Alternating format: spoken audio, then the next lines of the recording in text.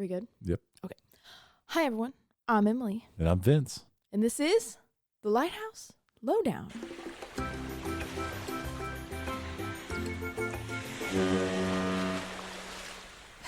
That was good. Dance moves over here. That's right. And that's why we don't have video. So I did manage to do a history buoy today. Nice. And it's the one I've been promising. So I'm just delivering on all aspects. Let's hear it. So we'll just go right in, I guess. I'm going to cover the USLHS membership tiers. What's the USLHS? Go to our podcast episode number 40 something. It's too much. 40 something. United States Lighthouse Society. Yeah. So please continue. Thank you. Basically, you can have a membership with the USLHS, and the money goes towards all kinds of lighthouse fun stuff like restorations and grants and like tours and stuff. And you get some stuff out of it too. You get access to a lot of USLHS like digital archives, and there's a bunch of cool stuff, but I'll say it all. Nice. All lighthouse related. Yeah, for sure. So I just pulled up the memberships. There's 2 digital memberships and 4 physical memberships. Heck yeah. So when you start a membership, it runs from 12 months from whenever you start. So that's nice. All membership levels include the Passport Club enrollment, which Vince and I talked about in the United States Lighthouse Society episode. Yep, it's a good one. It's a lot of fun stuff. It's stamps and stuff. And then you also get access to the Keeper's Log Journal and the Digital Research Catalog. Through all memberships? All memberships, yeah.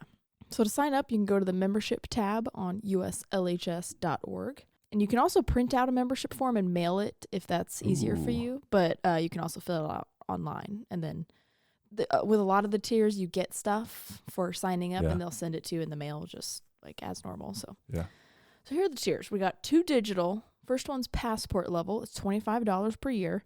You get a passport book to collect all your stamps in. And you also get access to various stamps like holiday stamps, the yearly stamps, and half-off collectible stamps, which I haven't done yet, but I need to do this year. You also get the Stamp Flashes newsletter for any stamp-related news, which is basically like if they change the location of where you get the stamp for a lighthouse, then they'll put it in a newsletter. Oh, cool. And update their website. And this is a new thing. I'm not sure if you know about this, but you signed up more recently than I have, so you might have noticed it. But it's called the Lighthouse Enthusiast Community. It's like I'm not trying to insult it.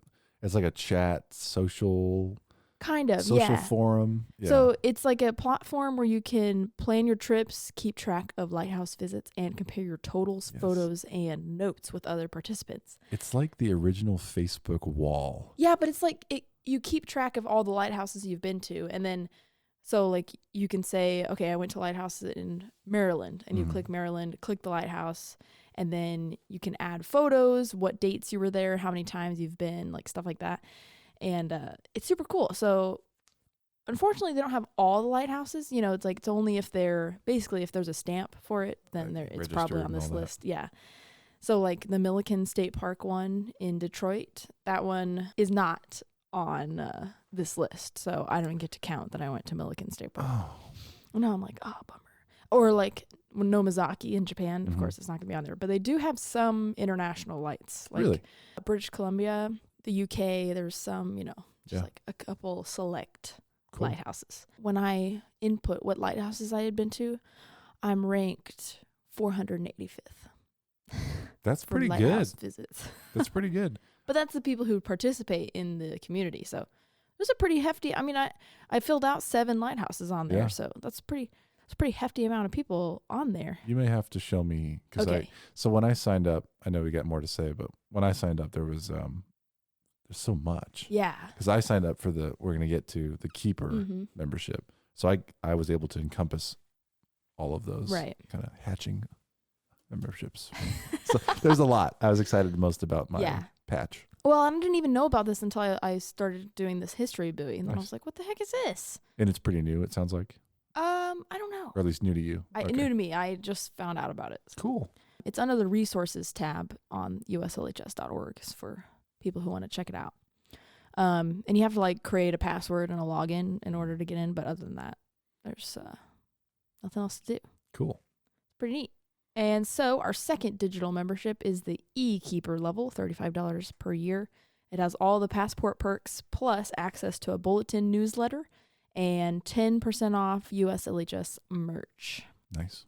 It's pretty good. Their merch is pretty cool too. They do have we looked nice. at that. I do like it. Our episode. It's nice and simple. It's not like you know that shirt that I wore whenever we went to go visit Currituck Beach Lighthouse? Yeah. I just really like lighthouses, okay? Like it's the dumbest shirt ever. And it's easy for places that are so gung-ho on one subject, like lighthouses, to have merchandise that's like really loud and like tacky and stuff. But these are like really nice. Like you actually want to wear it. It's just like the logo. It's very tasteful. You bought the hat as well. That should we have gotten a discount? Yeah, but we didn't enter it. No. And we're supporting lighthouses. I just didn't know about it, so I just carried on. The first physical level is the keeper level, which Vince here is keeper level. It's $50 per year. You got all the perks of the digital tiers, plus you receive the Keeper's Log Journal and the Lighthouse Fun for Kids quarterly publications. You also get a Keeper embroidered patch, so every time you sign up for like one of the physical tiers, then you get a patch that matches. If you're looking at our YouTube, it's what's on the screen. Super cool. Yeah. You also get a USLHS membership card upon request, so you have to ask for it. When I signed up, I guess maybe 2 years ago, I just got one in the mail, so they must have just made it to where now you have to ask for one. But it's just kind of cute. I keep it in my wallet just for funsies. Nice. That's awesome. So I am a beacon level. Beacon level is $75 per year. It's all the digital tier perks plus a beacon level patch and a USLHS lapel pin. That is a really cool patch as well. It's the coolest patch. My favorite is the Prism patch. So the Prism's $150 a month. So wow. We're going way up on cost. No. Per year. $150 per year. Beacon level perks. You also get a Prism patch and a USLHS holiday ornament, which they custom design each year. So it's different every year. That's pretty cool. The last level is the Illumination membership. It's $250 for the year. It has all Prism level perks, a Illumination patch. You receive a USLHS hat and shirt, I think. On an annual basis. Yeah. And then you also get $100 off any USLHS Lighthouse tour. Super cool. Yeah. They've done a great job with this program. They have, and it's so much fun. Like, I love to be a part of it. I have questions. Is now a good time? Sure. And you may not remember, but okay. So I'm a keeper level membership. That's what I felt I could pay right now year to year and keep it going, which I would like to do, rather than sign up and then let it lapse. So you mentioned starting with the passport membership, the passport program, which we've talked about before. Yeah. I have not received my passport. Is that in error, or do I need to go request it from somewhere? Do you know that? Oh, that's interesting. I'm trying to remember how I ended up with my passport, because I don't think when I signed up the first time that I got the passport in the mail. I must admit, I didn't do all the work I should have done in reading and. Yeah, I'm trying to remember. I was a little bit overwhelmed when I signed up with all the things that I got. Yeah. Which is great. I remember I got a letter that was nice. I got my patch. But I got to look into my passport because I'd like it before we go on our trip. Yes, definitely. Yeah. Well, cool. So yeah, that's the membership tiers. It's pretty rewarding, especially for people like us who use their digital archives a lot. So it makes sense for us to give back to the people that are. Oh yeah, they do a fantastic job. Right. The big one, the Illumination membership, is tempting to me because I think that's the coolest patch. Yeah. Is it the colors? I like the color. I mean, I like the yellow and blue of both Keeper and Beacon as well. Yeah. And eKeeper, but Illumination. That's like the bold text and the Fresnel lens. I don't know. It's cool. Fresnel. Gosh, I'm still doing that. I wonder why you're looking at me like that. Because then I started second guessing myself, and I was like, long. "It's gotta be Fresnel, folks." But it's a cool patch, and I really wanted a hat and shirt. Yeah. Now, do I need a new one every year? Of course, absolutely. I was like, you can't say no. It's so. Yeah. For the moment, I haven't swung for the price yet. Right. But I think it's great that it's out there. There's probably a lot of people who can do that, and I think that's wonderful. Yeah, one of these days, I mean, every year so far I've been upping my membership, so. And if they keep the same patch, I think so far the patches have been different every year for me that I've been signed up. And so if the Prism patch is the same next year, then I'm just going to do it. Just do it. Cool. So I'm going to jump into our lighthouse. Vince, this one is recognizable to you. You and I went and saw this lighthouse by happenstance in the Outer Banks, just for funsies. Because we had a little bit of free time, and I was like, hey, there's this other lighthouse on the map that's not like part of our plan. I'm so excited. I think I know what it is. Yeah. So we went, and this was also when we went to like a cool distillery that was nearby. Yeah, it was so much fun. Nowadays, this lighthouse, you can only see a replica of the original. The original is gonzo. Really? Yeah. So what we saw was the replica, which was built in 2004. Wow. 4 different lighthouses have carried the name Roanoke Marshes Lighthouse at the Croatan Sound in North Carolina. So we're going to cover all 4, and that includes the replica. The what sound? Croatan. Croatian? Nope. Why? What do you think I'm doing? I just haven't heard that word before. And I was there. So you haven't heard a lot of words. You know what? That is true. So before you go further, this image is also on our YouTube page. It is our cover banner image. So check us out on YouTube. That's right. A photo you took. Yep. And show you oh, right yeah, there. look at that. Pull up a nice photo of us in front of the lighthouse. Couple of handsome kids. It's at the end of a really long pier. Like, it was so fun to just kind of stumble upon. I was on my knee scooter, so we had to kind of get over a hill. Yep. We parked in a weird spot. It was a whole adventure. We saw a sailboat and it went right by the lighthouse. Yeah. I've got good photos. I will put in the effort now as we continue to talk to show those photos that I took that day. Kind of fun. Yeah, because I wanted to see find the ones of the sailboat and everything, but I couldn't find them on your Facebook. Yeah, they're not all posted. Yeah. There were so many photos that I didn't post them all. This is a nice one of us. Yeah, and we just missed the museum hours, so we didn't get to go inside. We wondered why everyone cleared out from the pier right as we showed up. It was like everyone trickled out. We were like, what is going on? And we missed it by like 30 minutes. It was cool, though. I mean, we got to see it basically on our own.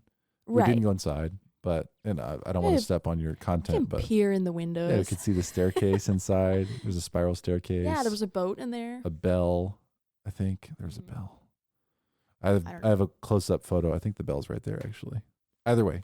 The first lighthouse went into service in 1831, so it's pretty early. It was abandoned after only 8 years for 2 reasons. First one being that it needed extensive repairs, so they were just like, we're done with it. And second is because a man, Mr. Van Pelt, claimed he owned the land after this 8 years and demanded a ridiculous sum of money for it. So instead of going through that whole debacle, they were just like, you know what? We can just end it. I bet that's a whole deal. Yeah. Let me pull up a map. The land, you'll have to get to the land because right now it's on a pier. Yeah. So we were on an island. There was bridges that went from either side. For me, the memory was fuzzy of like which direction we had to go to get there because we went to the Outer Banks and then turned around and went back to Roanoke Island, which is what this is on. What's that distillery? Let's see if I can find the name. Outer Banks Distilling. If you're in that area, it's pretty cool. Outer Banks Distilling. I seem to remember we really liked our cocktails there. They were delicious. They're like rum-based old-fashioned in Long Island or something like that. Kill Devil Rum. You're right. That was a good day. Okay, so I pulled up Roanoke Island. You can see Outer Banks off to the side. There's the Croatan Sound and Roanoke Sound. Manteo, I think is how it's pronounced. Manteo, maybe? I totally made that up. Manteo. I don't know. I have it later, but it won't let me scroll through my notes. So that's where the lighthouse is now. But the original one was built at the very southern part of Roanoke Island against the Croatan Sound in Wanchese or whatever that is. How do you think that's pronounced? Wincasey? What? We're going to have so much fun when we find out. I know, I have to look it up. Wincasey. Winchessie?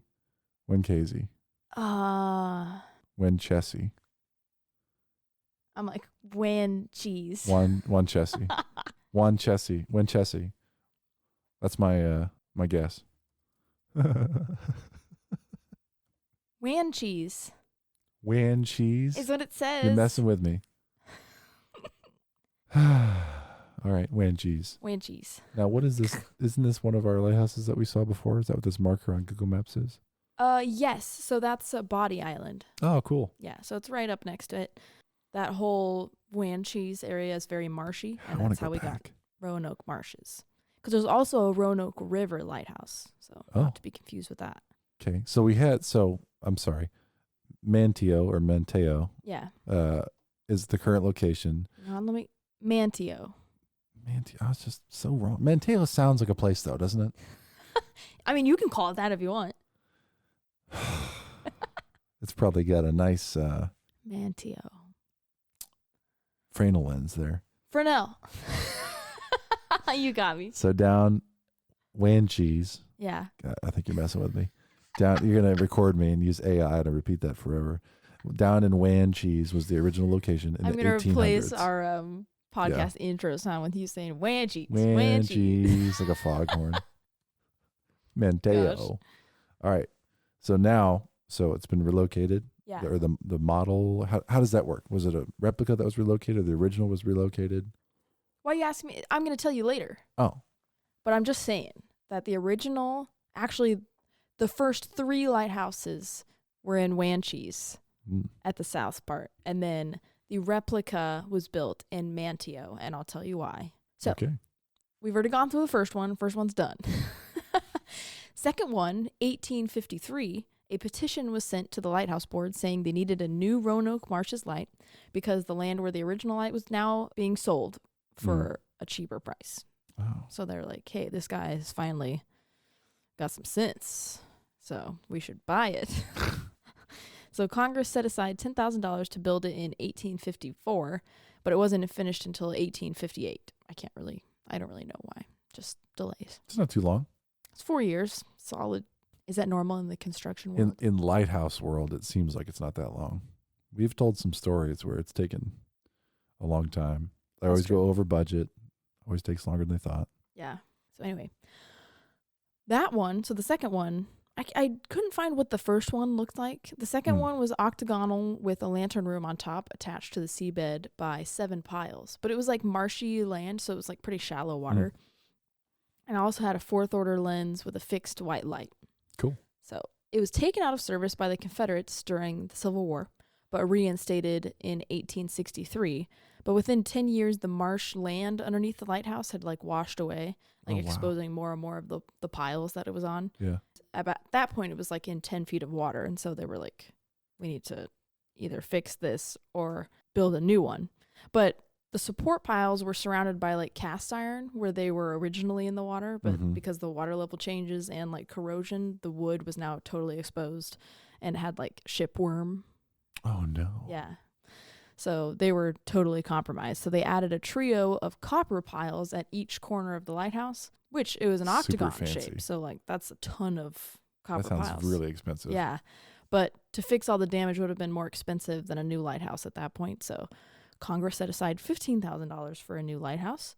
And the difficulty of building at the current location meant that they had to wait for another $5,000 to come a year later in 1876 before they could start construction. So it's just more expensive than they anticipated. So I pulled up a picture of the third lighthouse. So a year after that, 1877, the third Roanoke Marshes Lighthouse was built. I kind of like the boat. That's so cool. Yeah. So at this point, this is what you call, originally when I first saw it, I was like, oh, it's an integral lighthouse. But it's actually called a screw pile lighthouse, which is not one that we covered in our lighthouse types history movie. So it's just because it's on screw piles that go into the seabed. And so it's called a screw pile lighthouse. And I'm sure there's other things about it that make it different than just a lighthouse on piles. So the structure itself is what makes it. It's not the shape of the building. No. The structure is screw pile. And screw piles screw into the bed? I would think so. They're put in. I didn't look too deep into it. Could be really interesting. Yeah. I'll have to, though, because I left it out of our lighthouse types. There's one I think the USLHS has a really close relationship with that's a similar style. I don't know if it's screw piles. But oh, yes. I know which one you're talking about. It's also kind of like, it's like a hexagon or something, right? Mm-hmm. I know which one you're talking about. And it's like in a river or sound or something. Yes, it was part of the auction that they did for lighthouse visits. That's right. I really wanted it. But it was like, said it was, for one night, it was worth like $500 something. And somebody bid $1,000 right away, so nobody else touched it. Well, like, nice. Dang it. And if you look at this picture, you can see it's exactly like the lighthouse that we went and visited. It just happens to be. Yeah, there ain't no pier. Where's a pier? Ain't no bridge going out there. It's a whole bunch of screw piles. God. So anyway, the third lighthouse, which you can see a replica of today, is white, and it's like a square dwelling with a light on top, supported by 7 screw piles. The fog bell, boats, and fourth order lens were brought over from the old light, and then that one was dismantled. So anytime there's a Roanoke Marshes Lighthouse, like a new one that's replaced, you know how like in a lot of instances they build a new lighthouse and then the other one's just left there to falls away or yeah, like the Three Sisters one where they just fall into the ocean eventually. And they're like, crazy. Yeah, took care of that. Recycled. Yeah. So far, there's only been one at a time, which is nice. Yeah. They probably find something to do with the other pieces. And so you said they brought over the bell? That's really cool. The bell, yeah, the bell, the boats, and the lens. Now, the boats we did see, they were inside, weren't they? I forgot about them. There was a boat in there. Yeah, I wonder if it's supposed to be like what they have shown in this photo. And, of course, the lens. That's really neat. Yeah, of course. Cool. 1886, so less than 10 years later, the light was changed to fixed red instead of a fixed white. And then 5 years after that, they changed it to a sector light. So refer to episode 36 for our section, sector light characteristic, blah, blah, blah. And sectors are pretty cool. I messed up the sentence I wanted to say. So blah, blah, blah. Blah, blah, blah. What episode is that? 36. But okay, that was what I asked. Oh, okay. I've forgotten what number you just said. It's after work. Listen, if anyone listening to the podcast is like me, they said, "Yep, it's in an episode." She said the number. I don't know. Like could have been anything. Could be anything. Yeah. That doesn't reflect like on our relationship, though. You listen to me pretty well. Right. Sometimes we talk about episodes, and there's a lot of them. So. Oh God. The red sector that was part of this new light characteristic highlighted some of the dangerous areas in the Croatan Sound. And they did this by installing red glass panels in the lantern room. So I think that was like in the past, we've seen that they just put like a frame, like a metal frame inside the lantern room. But it would need to be fixed there. So maybe like screw it into the floor or something. And then there's a glass panel inside. So anytime the light flashes or if there's light, it surrounds the. It's not like because at first I read that like they replaced prisms with red, and I was like, that would be way too expensive when they could just put up a panel, like an actual panel. Yeah. So then I was thinking like, oh, maybe they replaced a panel of the actual lantern room with red, but it would be easier for them to just do a surround, stick a piece of glass, and then just nail it into the floor. Yeah. So anyway, I don't have the details about exactly how they did that, but you're probably right. Question. Yes. The sectors. When we looked at sector flash patterns, light patterns, it was red, clear, and then green, or red, clear, red, or right. It had multiple options to help direct sailors. Yeah. Is that right? Yeah. So in this, is there a way that boats, ships, dinghies would come into the sound? The sound. So and they stay on that line. I think it wasn't difficult to get into or out of the sound. And so it wasn't like it was warning of like the red part was like you're probably like you're heading right towards the Roanoke Island and it starts to get marshy, that's like shallow water and like stuff. And so it's like pick one way or the other. It's white on either side of this red. I see. So it's like you go into Roanoke Sound or you go into the Croatan Sound. That makes sense. Yeah. Cool. So, but I know what you're talking about. The other ones, it's like black or white, or there's red, where it's like, We talked about there's range lights, and there's the one over the other. And that's range. There's another one that I'm thinking of. I have to go listen to my own podcast, apparently. So anyway, shortly after that, they added 80 creosoted wooden piles, which I didn't look. Huh? I think that means they're oiled. Yeah, I didn't look too deep into it, but it sounded like they put tar on it or something, and it makes them waterproof. Yeah. Or more water resistant. Cool. This lighthouse had been bumped into by 7 boats already. Oh my gosh. Like, just, are you blind? Like, did you miss the lighthouse? That's funny. It's insane. So after it was struck so many times, they decided to surround it with basically just like wooden beams sticking out of the water. It's like if you get too close, you're going to hit a wood beam instead of the lighthouse. So funny. But I think they were kind of spread out as like to the north and south. And they were spread out like in clusters every 20 feet or something. And the range was like 150 feet from the lighthouse on each side. So it was a pretty big radius where you couldn't get too close to the lighthouse with your boat. Nice. 1899, the station's fog bell was replaced as it had become badly cracked. And after 2 years, this was replaced with a blower siren operated by an oil engine. So just like air compressed. Yeah. Updating, keeping up with the times. But they kept the bell. They just didn't use it anymore because the bell's still there. Yeah, they just didn't use it anymore. Okay.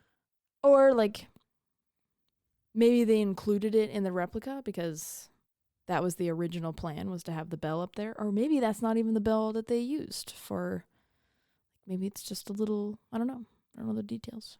It's a tiny bell, so. Yeah, I did include the photo that you took of the bell, so we'll see that in a little bit. Cool. I have a picture that I think shows some of the piles here. Oh. These wooden clusters. Yeah. So it seems like there should be more than that. And this is a really old photo. Must be in line with the way ships would often come. Yeah, it must have been. It looks like a lot of wide open water. It doesn't look that big on maps. But it's a cool picture. Have you seen... That is a cool photo. Like when you're looking through the USLHS archives, how many photos are postcards? Have you seen that? No. They used to do like postcards for lighthouses, and there was tons of them. Like at first they were drawings, and then they were photos, and people submit them to the archives so that you can check them out. That's cool. I'll have to include some sometimes. I always kind of skip over them because the pictures aren't very clear. We have really good ones now that aren't postcards. I'm tempted to use this as our cover photo. Well, or I could put a picture of us. How rare is that? Yeah. As one of the cover photos. Everyone can see our beautiful faces. They're like, who are these 2 random people? Yeah, these white people. These Kansans who talk about lighthouses. Awful. Oh, man. Anyway, I just thought this was a cool picture. Old. I wonder, it didn't say exactly what year it was taken in, so I wish I knew. During this time, when they added the new siren, the keeper was Charles Pugh. Well, the assistant keeper was Charles Pugh. P-U-G-H. Oh. And then he came back as head keeper in 1907. And he was repeatedly recognized for saving those in distress at the lighthouse. He was just a really good lighthouse keeper. MVP. Yeah, we always talk about how keepers are, like, they're in charge of the light, but they're also, like, life-saving stations. They're also in charge of keeping an eye out. And at the very least, reporting if there was accidents or people that needed help. But most of the time, they were the kind of men that would just get up and be like, oh, better get in my little boat that's hanging outside. Yeah. And so much responsibility. better go get him. Yeah. Crazy. So he did he piloted disabled yachts into harbors. Whoa. I'm like, bro, my God, would free boats from ice if people were stuck. Even transported those that were stuck on a seaplane to shore and then back again the next morning. So went to go pick them up. That's awesome. So he was a really great guy.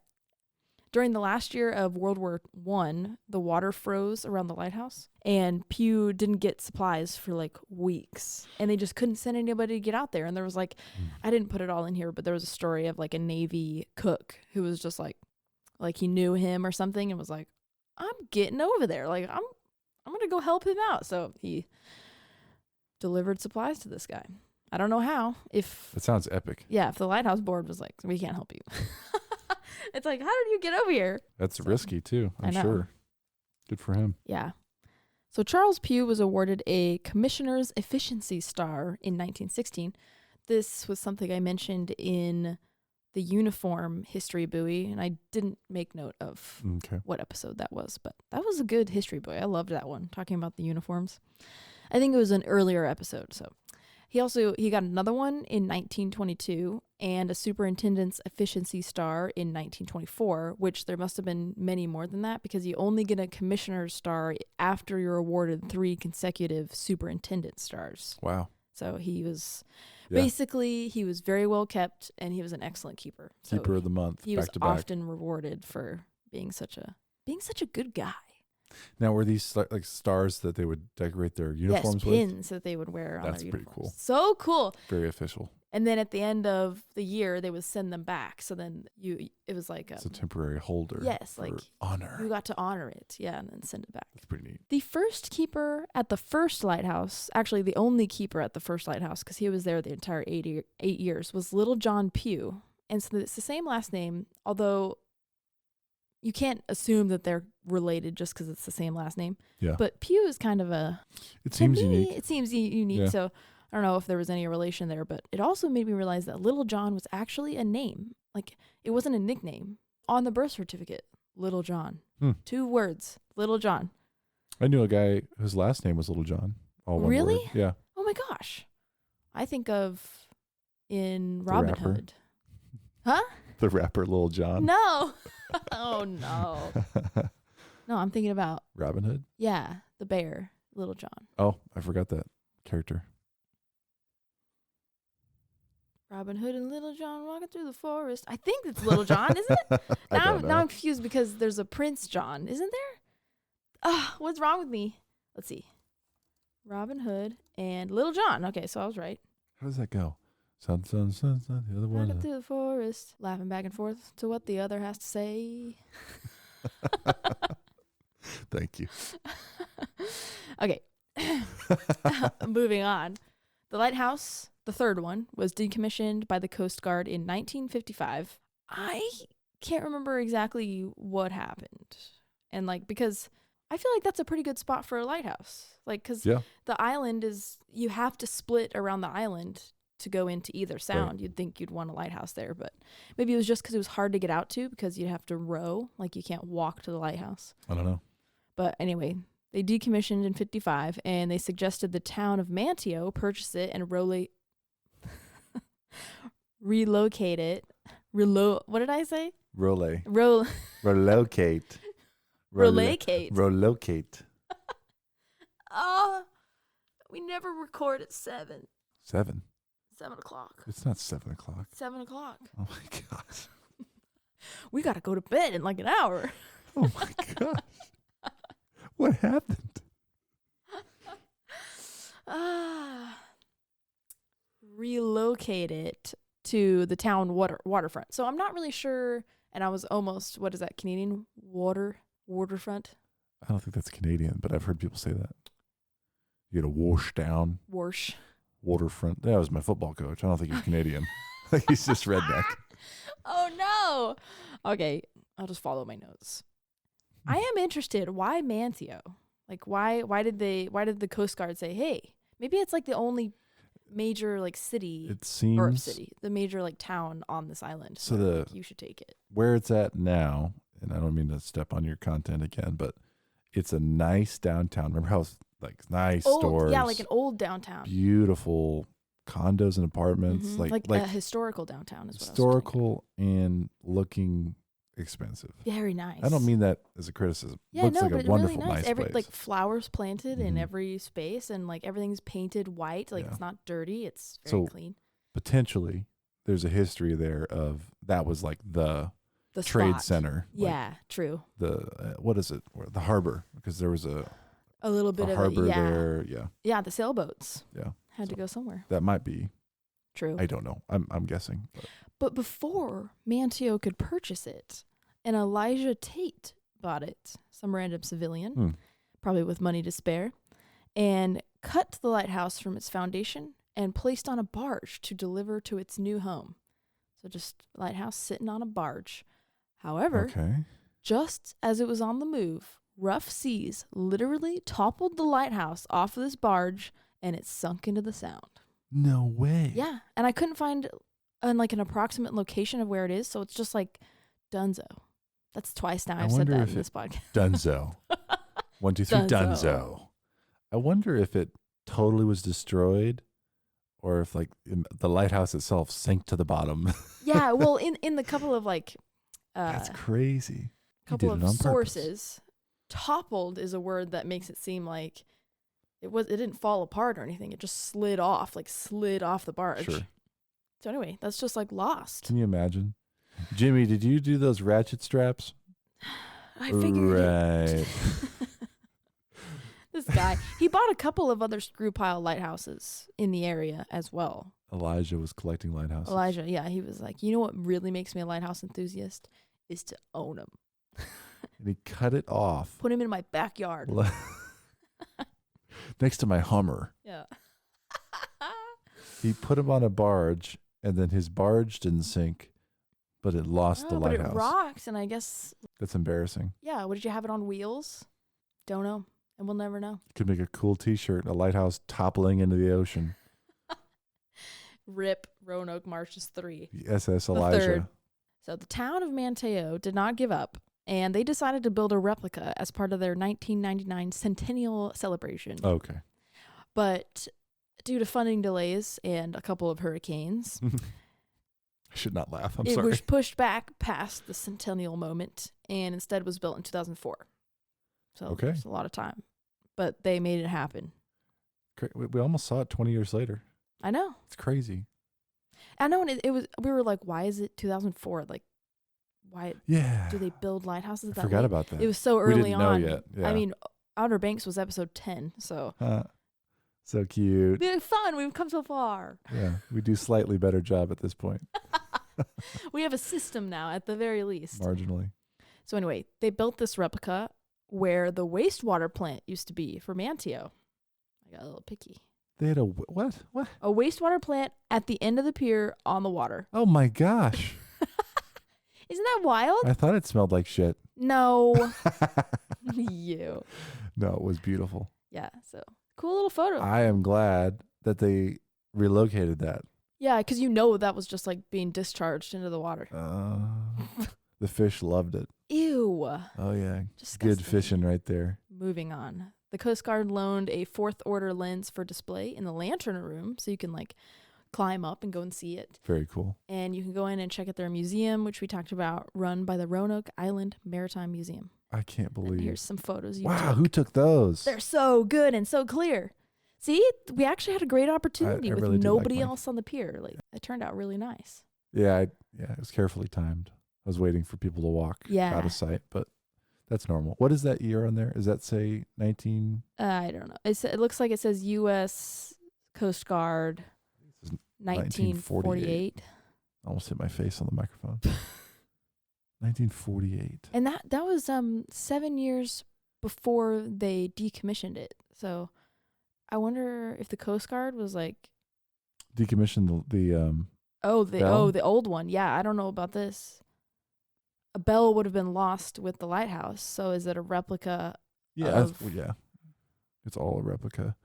I just don't know if the Coast Guard also like donated a bell. Can you make a replica that includes something that says USCG? I think you can. Oh. I don't know details. There's probably some licensing stuff, but probably would have been cool with it. Well, when we go back, we can ask them. Yeah. I'd like to go back to this area. It will. I would too. We've got a lot of trips to go on, so it'll be a bit. But the Outer Banks was fun. Roanoke Island was really fun. It seemed like a nice place you could just stay and enjoy staying there.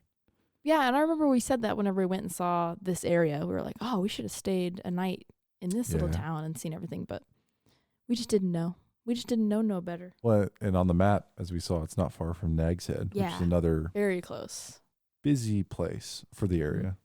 So very cool. Good job. Yeah. That's Roanoke Marshes Lighthouse.